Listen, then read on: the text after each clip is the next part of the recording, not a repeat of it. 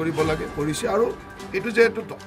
আটক কৰালৈকে আমাৰ কাম বাকীখিনি আইনী ব্যৱস্থা ফাষ্ট ট্ৰেক কৰা ইত্যাদিৰ কাৰণে আমি যি কৰিব লাগে সেইখিনি আমি কৰিম আৰু চৰকাৰে এটাতেই মানে অত্যন্ত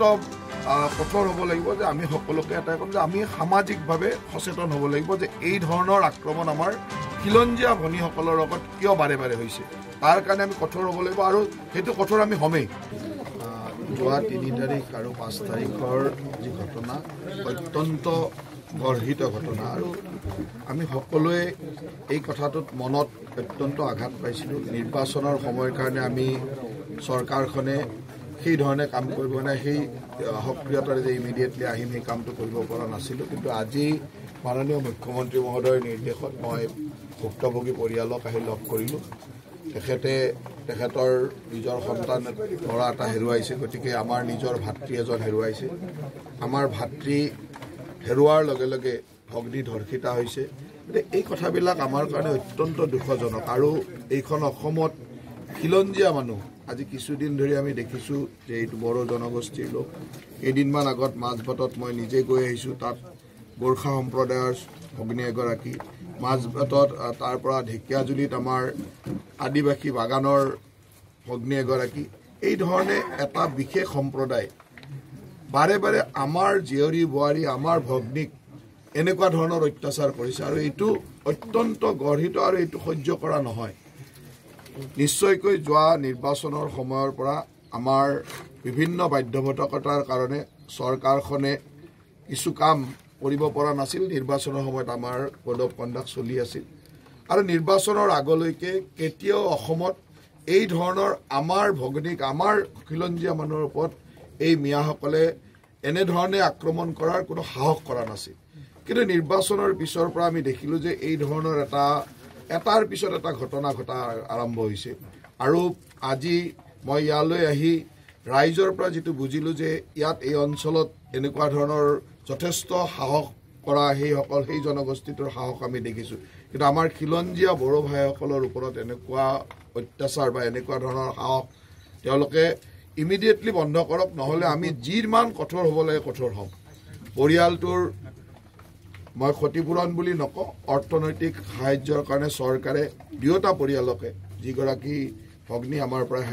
ভগ্নী ধৰ্ষিতা হ'ল আৰু আমাৰ যি ভাতৃ আমাৰ পৰা হেৰাই গ'ল দুয়োটা পৰিয়ালকে চৰকাৰে নিশ্চয়কৈ বিবেচনা কৰি অলপমান সহায় কৰিব ফাষ্ট ট্ৰেকৰ কাৰণে যি ব্যৱস্থা থাকিব সেই ব্যৱস্থাও মই আজিয়ে নিৰ্দেশনা দিছোঁ এইটো আইনগতভাৱে আবেদন কৰা এই ফৰেনচিক ৰিপৰ্টটো অহাৰ লগে লগে সেই ধৰণৰ যিখিনি ব্যৱস্থা থাকিব আৰু এইটো ফাষ্ট ট্ৰেক কোৰ্টত লৈ যোৱা হ'ব যাতে ইমিডিয়েটলি শাস্তি প্ৰদান কৰিব পাৰোঁ আৰু ইতিমধ্যে যিখিনি একুইজ আছিলে একুইজখিনি ধৰা হৈছে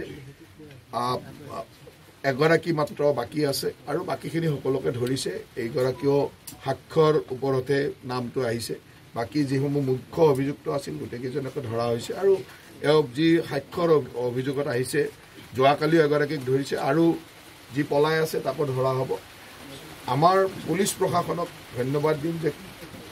ক্ষিপ্ৰতাৰে কাম কৰি গোটেইখিনি কৰিছে আৰু আমাৰ যিহেতু গোটেইখিনিৰ এটা আৱেগ জড়িত হৈ আছে কাৰণ আমাৰ নিজৰ খিলঞ্জীয়া মানুহক এনেধৰণে বহিমূলৰ মানুহে আহি আক্ৰমণ কৰিব বহিমূলৰ মানুহে আজি আমাৰ মান সন্মানৰ ওপৰত হাত দিব এইটো কোনো কাৰণত সহ্য কৰা নহয় আৰু ইয়াৰ কাৰণে যেনেকৈ যি ব্যৱস্থা ল'ব লাগে চৰকাৰে ল'ব এটা অভিযোগ আহিছে যে যিদিনাখন এই ঘটনাটো সংঘটিত হ'ল সেই পৰিয়ালত গৈ এই ল'ৰাকেইজনে ফোন কৰিছে থানালৈ কিন্তু থানা উচিত যি সময়ত যাব লাগিছে তাত যথেষ্ট পলম কৰিছে যাৰ কাৰণে এই ল'ৰাটোৰ আচলতে এনেকুৱা অভিযোগ যি নাহক কিয় এটা কথা নিশ্চিত যে পুলিচে যি ধৰণে কাম কৰিলে তাৰ কাৰণে আমি ইমিডিয়েটলি 3 তাৰিখ আৰু 5 তাৰিখৰ ঘটনাৰ পিছত ইমিডিয়েটলি দোষীসকলক কাৰায়ত্ব কৰিবলৈ সক্ষম হৈছে কেতিয়াবা এই ধৰণৰ কথা হয় কিবা কাৰণত ফোনত হয়তো পোৱা নাই বা কিবা হৈছে কিন্তু মই ভাবোঁ যে পুলিচ প্ৰশাসনক ইয়াত মানে ধন্যবাদেই দিব লাগিব আৰু ৰাইজেও এই কথাটো স্বীকাৰ কৰিছে যে পুলিচৰ ক্ষেত্ৰত কোনো হেমাহি হোৱা নাই কেৱল আমি সদায় এইটো অকল ঘটনা নহয় ঘটনাটো হ'ল ইয়াৰ লগত যিবিলাক কথাৰ কাৰণে এইবিলাক ঘটনা হৈছে সেই কথাবিলাকৰ শিপালৈ যাব লাগিব আৰু সেইটোৱে বন্ধ কৰিব লাগিব অভিযুক্তসকল অবৈধ ইটাভাটিৰ সৈতে সম্পৰ্ক আছে সেই কথাটোৱে ইতিমধ্যে মই আয়ুক্ত মহোদয়ক নিৰ্দেশনা দিছোঁ যে তাত কি ধৰণে তেওঁলোকে এই ট্ৰাইবেল বেল্টত বহি আছে তেওঁলোক মানে সঠিকভাৱে মানে বহা মানুহ নে বেলেগৰ পৰা আহি বহা মানুহ বা কেতিয়া আহিলে মানুহবিলাক এইবিলাক মাটি চৰকাৰী মাটিত আছে নে কিবা বেলেগ মাটিত আছে এই গোটেইখিনি বস্তু চাবৰ কাৰণে মই আয়ুক্ত মহোদয়ক নিৰ্দেশ দিছোঁ আৰু মই ভাবোঁ যে এই ৰিপৰ্টটো অহাৰ লগে লগে সেই ক্ষেত্ৰতো চৰকাৰখনে কঠোৰভাৱে ইয়াৰ কাৰণে আটাইতকৈ ডাঙৰ কথাটো হ'ল আমি ৰাইজ সজাগ হ'ব লাগিব ৰাইজে বুজি পাব লাগিব যে এতিয়া আমাৰ খিলঞ্জীয়া মানুহৰ ওপৰত এই মিয়াসকলৰ আক্ৰমণ আৰম্ভ হৈছে গতিকে ইয়াৰ কঠোৰভাৱে যিটো সামাজিক দায়বদ্ধতা আমি কিন্তু সামাজিকভাৱে দেখুৱাব লাগিব আৰু ইয়াৰ ভিতৰতো কিছুমান এনেকুৱা ঘটনা আছিল যি ঘটনাবিলাকে তেওঁলোকক এতিয়া অলপমান সাহস দিছে কিন্তু এই প্ৰথম যোৱা ৩টা বছৰ মুখ্যমন্ত্ৰী ডাঙৰীয়াৰ নেতৃত্বৰ চৰকাৰখনত কিন্তু এই মানুহবিলাকে সাহস পোৱা নাছিল যোৱা নিৰ্বাচনৰ পিছৰে পৰা বা নিৰ্বাচনৰ সময়ৰ পৰা এই ধৰণৰ সাহস কৰবাত পালে আৰু সেইকাৰণে আমিও সামাজিক সচেতনতাৰে ইয়াৰ উত্তৰ দিব লাগিব আৰু চৰকাৰে ইয়াত কোনো ধৰণৰ কম্প্ৰমাইজ নকৰে খিলঞ্জীয়া বাই ভনীৰ ওপৰত এই আক্ৰমণৰ কাৰণে যিমান কঠোৰ হ'ব লাগে সিমান কঠোৰ হ'ব চৰকাৰ যেহেতু আপোনালোকৰে কেন্দ্ৰটো আপোনালোকৰ চৰকাৰ ৰাজ্যটো আপোনালোকৰ যি সময়ত এই ঘটনাটো হৈছিল তেতিয়া মডেল কোড অফ কণ্ডাক্ট চলি আছিল আৰু যেতিয়া মডেল কোড অফ কণ্ডাক্ট থাকে তেতিয়া আমাৰো এটা লেভেলতলৈকে আমাৰ নিয়ন্ত্ৰণত থাকে আমি সকলো কাম কৰিব নোৱাৰোঁ আনকি মই সেই সময়তো যেতিয়া আমি কথাবিলাক গম পাইছিলোঁ তেতিয়া আমি আনকি আহিবও পৰা নাছিলোঁ নিৰ্বাচনৰ সময়ত আৰু তাৰ পিছতে চৰকাৰখনে যেনেকৈ কাম কৰিব লাগে কৰিছে আৰু এইটো যে এইটো আটক কৰালৈকে আমাৰ কাম বাকীখিনি আইনী ব্যৱস্থা ফাষ্ট ট্ৰেক কৰা ইত্যাদিৰ কাৰণে আমি যি কৰিব লাগে সেইখিনি আমি কৰিম আৰু চৰকাৰে এটাতেই মানে অত্যন্ত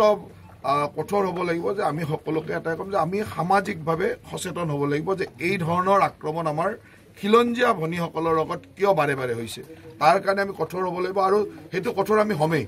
আৰু তাৰ লগে লগে মই আমাৰ বিভিন্ন বিৰোধী দলসমূহ আছে সকলোকে এটাই ক'ম যে এই ঘটনাত गोजोनथाव खौरां नोंथांमोननि थाखाय लानानै फैदों एमआरएम मेमोरियल हस्पिटालाव गोबां बेमार फाहामथाय होनायनि खाबु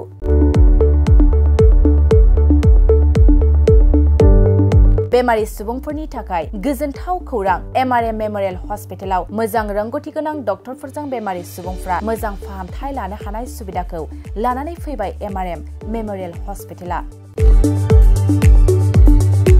क'क्राझार सहरनि पुलिस पइन्ट आरो अमश्री हटेलनि साखाथियाव थानाय बयजोंबो मिथिसार जानाय एमआरएम मेमोरियल हस्पिटाला गोबां फेसिलिटिस खाबुफोर फोसावदों एमआरएम मेमोरियल हस्पिटालनि फेसिलिटिफोरानो जाबाय critical care medicine emergency medicine paediatrician pathologist general medicine diabetologist OBS and gynae cardiology general surgeon neurosurgery advance laparoscopic ENT surgery department ophthalmologist surgical gastroenterologist neuropsychiatry onco surgery department dermatologist, orthopedics, residential medical officer, inter-facility unit, physiotherapy, radiologist, histopathological department, urologist, emergency department, CT scan, X-ray, pathology department, vaccinator department आरो MRM Memorial Hospitalआव 24 घन्टा जेब्लाबो खुलाय थागोन। लांलाय लाबोलायनि एम्बुलेन्सनि सुबिदायाबो 24 घन्टा थागोन। गोबां बाथ्रा मिथिनो थाखाय नैबे 9854 081 948 936 550 2048 जानबुं नाम्बाराव फन खालामनानै नोंथाङा मिथिनानै लानो हागोन।